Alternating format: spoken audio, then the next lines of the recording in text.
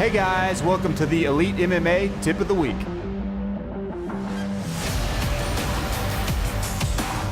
Hi, this is Eric from Elite, and I wanted to share one of my star pupils with me today.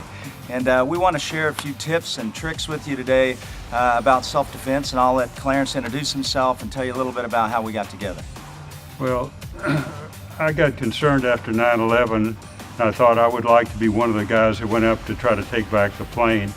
I had a background in wrestling. I wrestled in high school. I won the school championship in college. But I hadn't done anything for a long time, and so I started back with karate.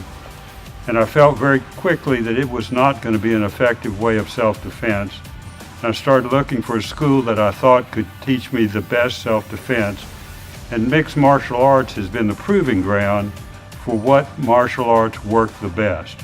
So we wanted to embark on a journey that would give him access to like feeling comfortable in the situation.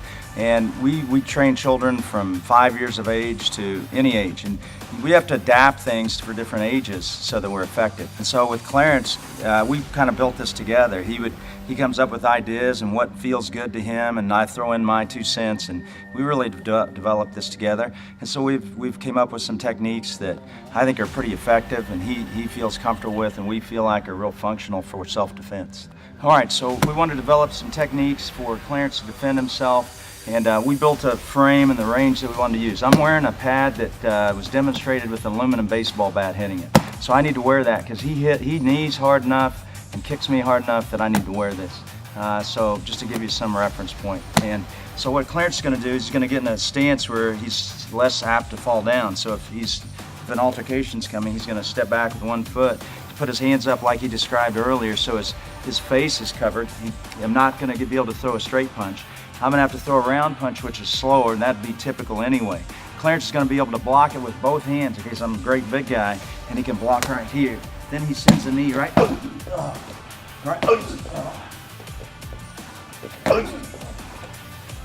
So you can see the efficiency of that with him just being able to throw the knee in nice and low. So it's a great hard shot.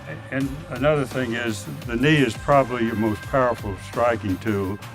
And it's something with someone with age can still do, whereas we may not be able to strike as hard as a younger person. Okay, so we also talked about, Clarence was like, hey, I don't want it to be complicated. I don't want to have to do a whole bunch of things. So we keep it pretty systematic and simple. You want to just do a couple of things real well. So if you notice his hands, whether I throw my right hand or left hand, he's not going to have to make much adjustments. So one of the things we were real distinguished with is, remember, he's covered up the center. And we threw the right hand last time. But this time I try to sneak a left hand in, and it's the same thing. He's here. And so now it's not that complicated. And I think it's more comfortable for him to just remember one thing, and that's actually for us young people too. Okay, so we wanted to be able to deal with multiple attackers because that's pretty common. And one of the rules of multiple attackers is not to have to deal with 2 people at once, but try to get them in a straight line so that it's easier. And so Clarence is going to do a kick that he kicks real hard. I'm going to have to use this air pad to be able to handle this. He's going to kick real hard. He's going to imbalance me. Most people are not accustomed to this kind of kicking. And I really wouldn't expect it from him, but he does a great job with this. And then he's going to take me out and put my body between he and Frost for a little bit of safety. So he's here. Here's my partner in crime right here. And Clarence is going to cut an angle, and he's going to cut my legs out from underneath me. Here we go.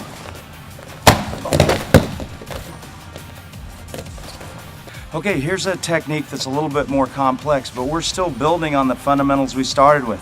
Clarence is going to have a good hand foundation. He's going to be covered for the straight punch. I'm going to be throwing. He's going to block. He's going to hit a boomerang in the back of my head, which is a chance to knock me out. He's going to catch the front of my face, and he's going to finish with those knees again. So same concept. A couple more additions. So we can work on it. So I'm here. I'm going here.